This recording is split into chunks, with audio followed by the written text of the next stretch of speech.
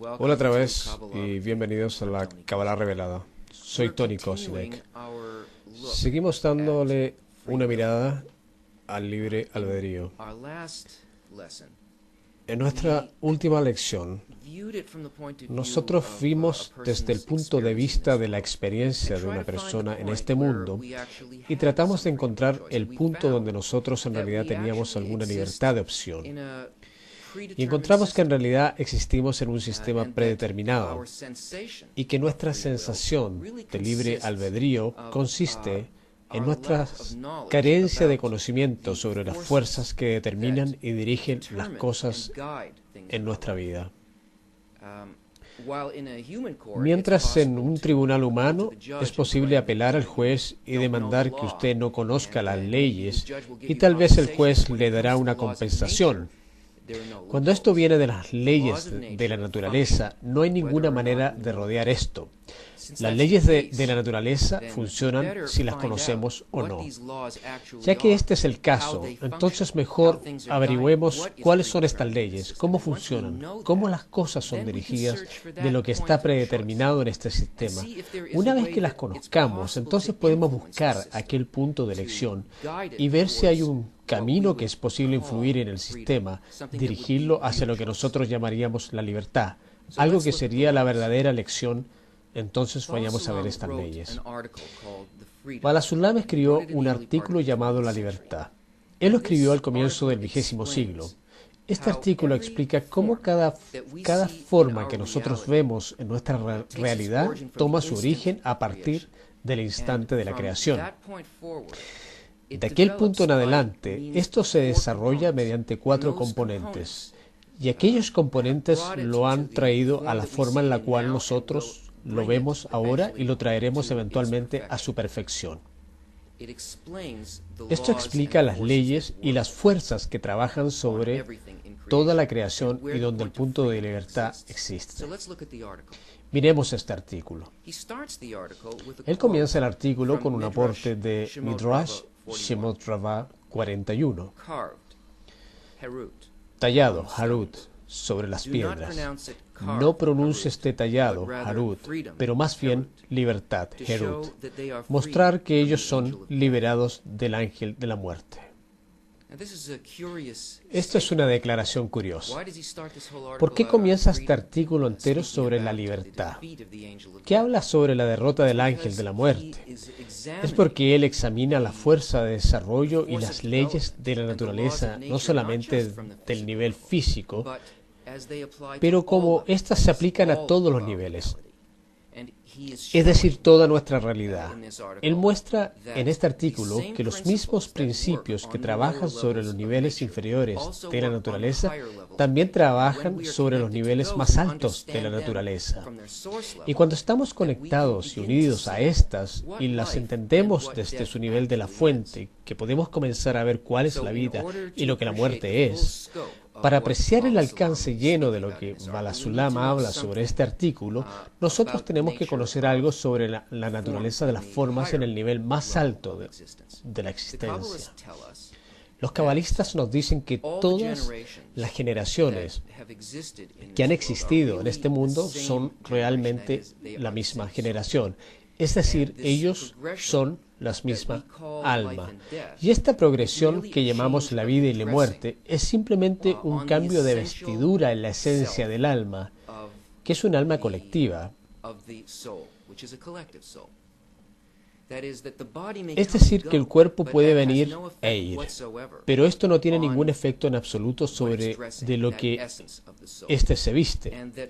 Esa esencia del alma, y que hemos progresado sobre una vida que consiste en miles de años. En otras palabras, el alma colectiva de Adán Harishon fue creado como un colectivo, descendiendo a este mundo en tiempo y espacio, y luego comenzó su desarrollo experimentando su búsqueda por la libertad y su búsqueda para la satisfacción de los deseos.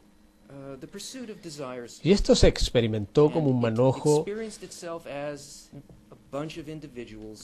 manojo de individuos no relacionados del uno con el otro.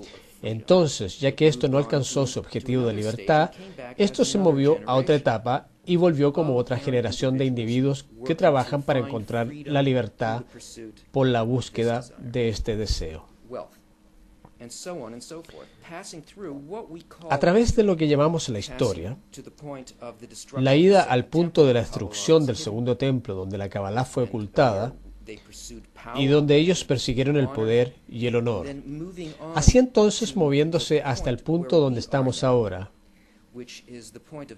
que es el punto de 1995, después que la Kabbalah ha dejado de ser ocultada, y entramos en un periodo de corrección colectiva.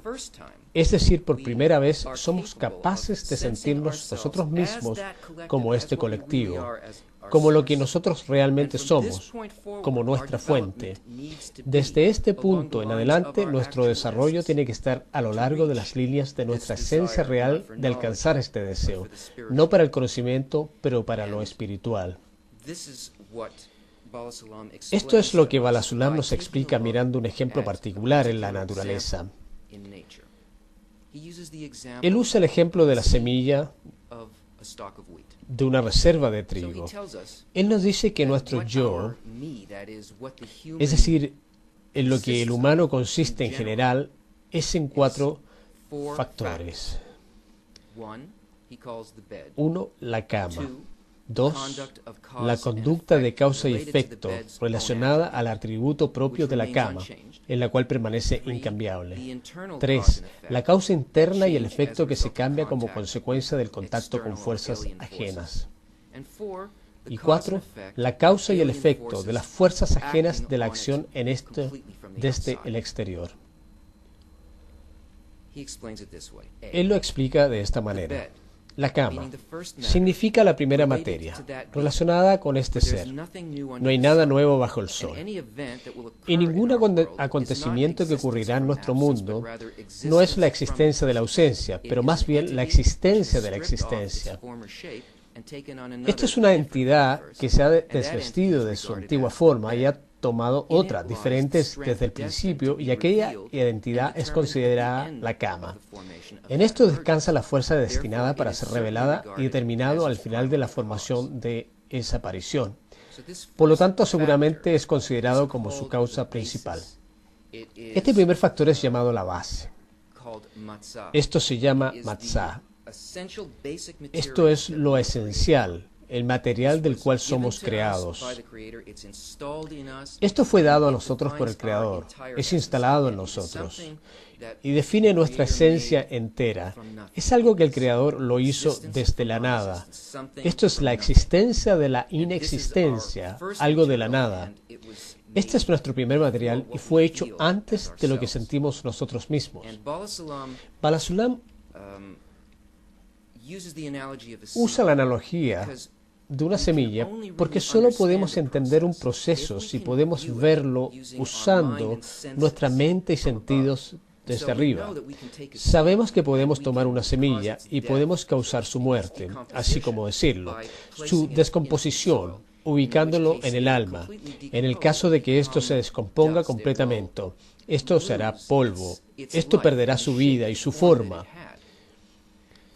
la forma que esto tenía. Pero al final de su descomposición, esto entonces se hace otra forma de vida.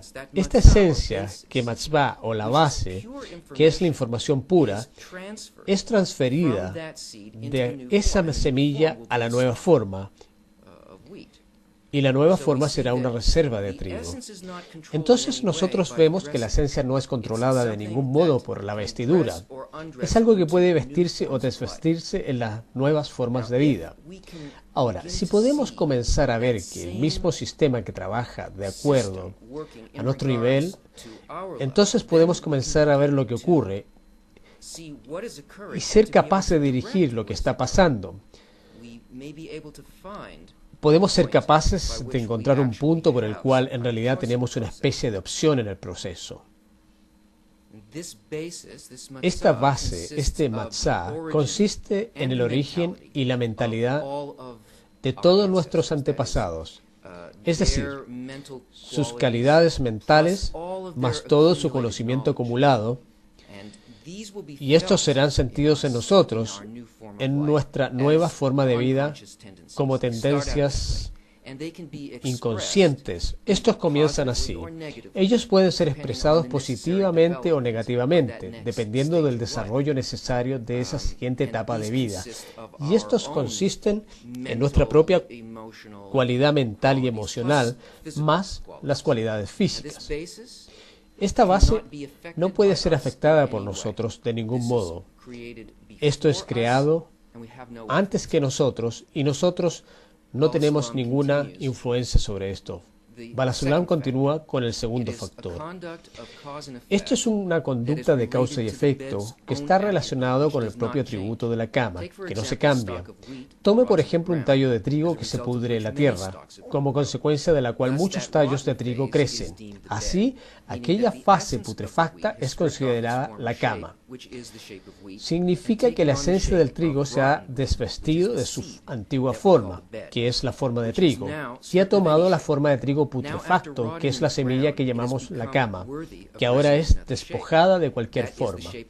Ahora, después de pudrirse en la tierra, se ha hecho digno de vestirse en otra forma, que es la forma de muchos tallos de trigo, destinado para crecer de la cama, que es la semilla.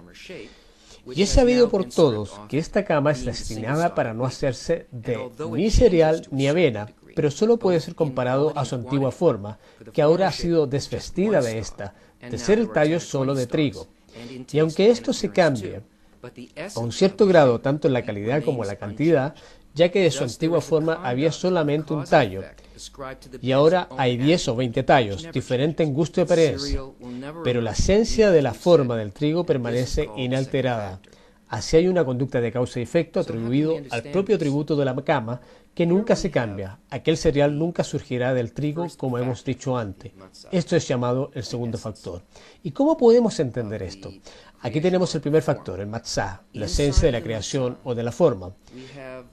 Dentro del matzah tenemos aquellas calidades que constituyen su esencia, las que continuarán incorporadas en las nuevas formas de vida. Este es el primer factor, la base. Esto es el número 1. Acerca de esto es lo que él llama el segundo factor, o la conducta de causa y efecto que está relacionado con el propio atributo de la cama.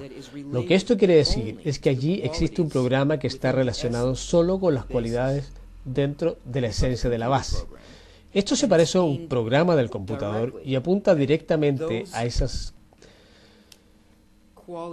cualidades dentro de la esencia, y el programa es un programa de desarrollo, de modo que esto es en realidad la parte del aspecto predeterminado de una forma. Esto también es algo que no puede ser afectado. Este es un sistema fijo y es diseñado para trabajar con precisión sobre el desarrollo de estas cualidades dentro de la esencia. Este es el segundo factor. Como en el primero, no podemos influenciar en estas cosas.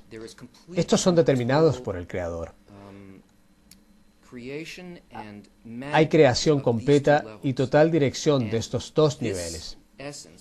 Y esta esencia, a través del efecto de este programa, será traído por su desarrollo completo, a través de tiempo, espacio y todo lo que tiene que desarrollarse hasta su perfección final.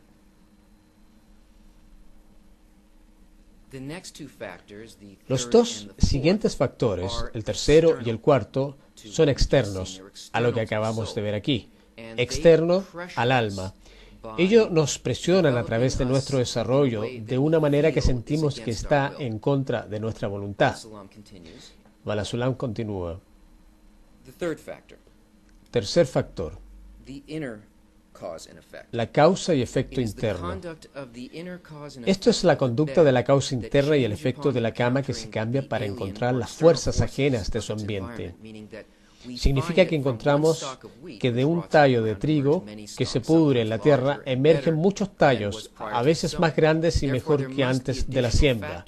Por lo tanto, debe haber factores adicionales implicados aquí, que han colaborado con la fuerza oculta del ambiente, es decir, la cama. Y debido a esto, las adiciones en la cualidad y la cantidad, que estuvieron ausentes de la forma anterior de trigo, ahora se han hecho evidentes. Estos son los minerales y los materiales de la tierra, la lluvia y el sol. Todos estos se manejan por asignación de sus fuerzas y en unión con la fuerza de la cama, que por la causa y el efecto han producido la multiplicación de cantidad y cualidad en esta aparición. Debemos entender que este tercer factor se une con la internalidad de la cama, porque la fuerza oculta en la cama los controla. Esto quiere decir que su efecto solo es sentido porque toca algo en el programa interno y la cualidad. Es decir, si usted hiciera la misma cosa, de decir el agua y el viento sobre una piedra, como en oposición a la planta, esto no producirá nada. Tiene que estar relacionado, la causa y el efecto según las cualidades internas. Así, aún hay extremos específicos en los efectos externos al alma, que está directamente relacionada con esta. Esto al fin y al cabo, estos cambios todos pertenecen al trigo y a ninguna otra planta. Por lo tanto, los determinamos como factores internos. Sin embargo, ellos se diferencian del factor segundo, que no es cambiable en cada aspecto, mientras que el tercer factor se cambia en ambos, cualidad y cantidad. Este tercer factor, los externos, pueden efectuar el desarrollo de un modo parcial. Esto no afecta a la esencia, esto solamente afecta a la calidad. Si esto se desarrollara en un bueno o mal modo, según las cosas que lo rodean, que influyen en el programa de desarrollo. En otras palabras, usted podría crear un experimento en el cual usted pone dos semillas en la tierra. Una en un área donde no hay sol y no hay agua, y una que tiene circunstancias privilegiadas, donde hay mucho sol, agua, temperatura perfecta, buen suelo. Y lo que usted verá, usted todavía verá que la misma planta crece. Todavía será el trigo, pero esto será el trigo bueno o el trigo malo, o habrá mucha o poca reserva. Este es el tercer factor. Las fuerzas externas o las fuerzas ajenas que se combinan con la esencia y su programa. Así podemos tener estas fuerzas climáticas, solares, minerales, etc. Y estas otra vez son dirigidas en el programa. Entonces, ¿qué tan bien efectúa en el programa que funcionará en las bases? Este es el tercero. Esto es externo al alma, es sentido como una fuerza ajena, algo contra nuestra voluntad. Pero no podemos determinar qué son estas fuerzas que trabajan en este programa. Ciertas fuerzas realzan el programa, los otros no tienen ningún efecto sobre esto.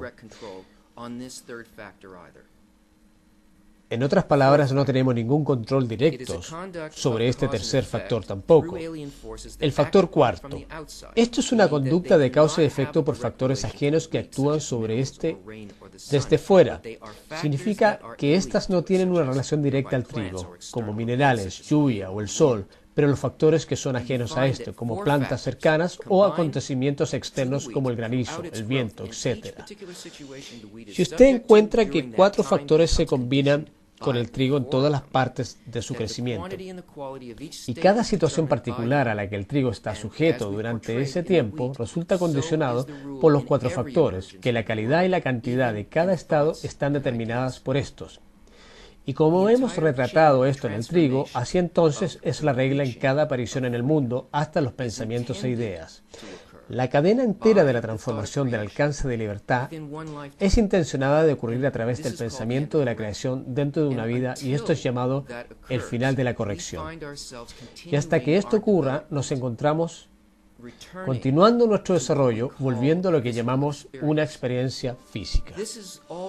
Esto es predeterminado todo para nosotros. Hay solo una cosa que podemos cambiar de este sistema entero, y es la velocidad de desarrollo, de modo que pueda ser alcanzado en una vida.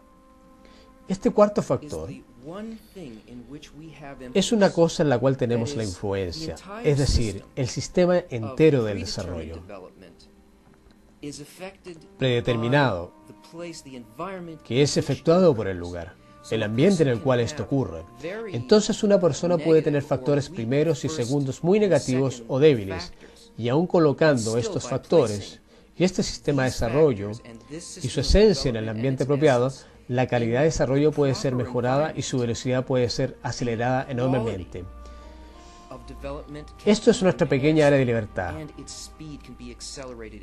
Es diminuto, pero su efecto es enorme. Entonces, ¿qué es esto que está bajo el desarrollo de estos cuatro factores en el nivel humano?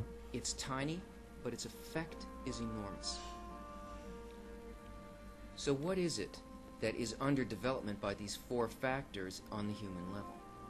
It's only intention. It's thought. Esto es solo la intención. How can we ¿Cómo podemos ser responsables de cosas de las cuales no tenemos ningún control? Nuestros pensamientos iniciales y hechos que no están en nuestro control, solo en nuestra capacidad de escoger un ambiente. ¿Cuándo esto es importante? En el punto en el cual el punto en el corazón aparece dentro del alma de una persona, entonces el Creador toma a aquella persona y los pone en un ambiente que permitirá a todos estos factores dentro del alma de desarrollarse a la perfección. Y este ambiente debe ser un ambiente del nivel humano, es decir, esto debe estar compuesto del pensamiento y la intención. Por lo tanto, el ambiente correcto es una cosa que una persona tiene que hacer en elegir esto. Debe escoger los pensamientos correctos, es decir, el mapa correcto de la realidad y el curso a su cumplimiento, es decir, los libros correctos. Una persona necesita el grupo correcto de amigos, lo que tienen exactamente el mismo deseo de realizar su desarrollo dentro de una vida, según los pensamientos correctos, y un guía que les dará el método correcto para conseguirlo. Cuando el punto en el corazón aparece, el Creador trae a una persona a ese ambiente, hecho de esas fuerzas y factores que permiten al alma de completar su transformación dentro de una vida. Juntémonos la próxima vez cuando vayamos más allá dentro de los libros correctos y el método correcto. Hasta la próxima.